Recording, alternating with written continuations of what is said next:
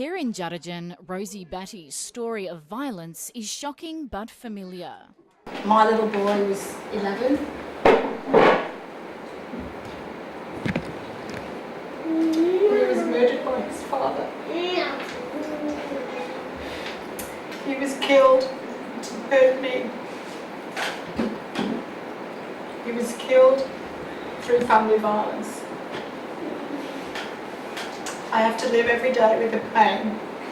The former Australian of the Year is visiting the remote community 200 kilometres north of Broome, not only to share her history of abuse, but to hear theirs. Verbal abuse, physical abuse and mental abuse I've been through in 2 relationships.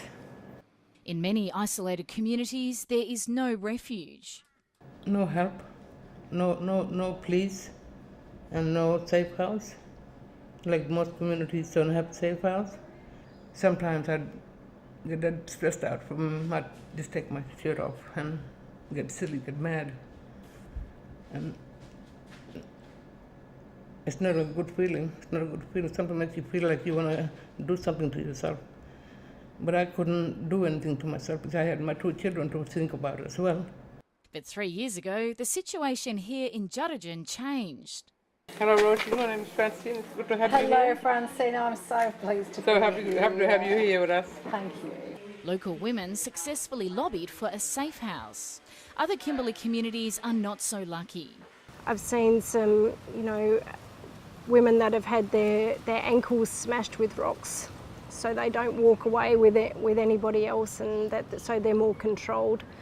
We've seen some repeated attacks with all sorts of weapons, belt buckles, rocks, hoses, hammers, wheel braces, just a myriad of weapons that people use.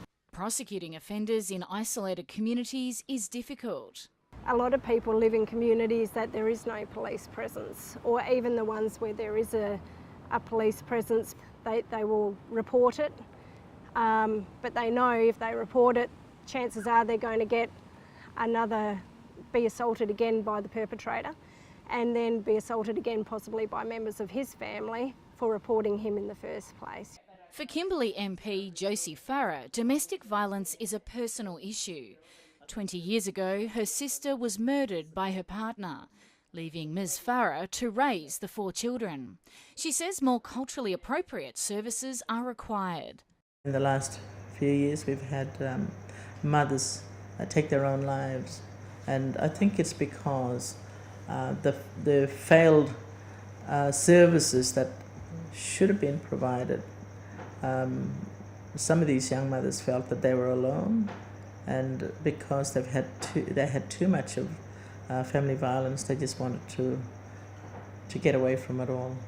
2 years ago, the Liberal state government rolled out the Kimberley Family and Domestic Violence Strategy. It funds 6 shelters across the region and programs targeting both the victims and perpetrators of the violence. But outreach to remote communities is expensive and rarely happens. The newly elected Labor government has made domestic violence a standalone portfolio, saying the current system is in crisis. Back in Juddigen, Francine Joseph has a new ally.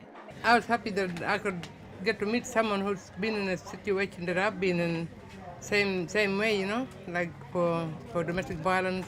I want to come here because I want them to know they're not alone, and that there's women like me, white, privileged, living in a fancy house in a big city, and we feel the same pain. Working together to try to protect the next generation.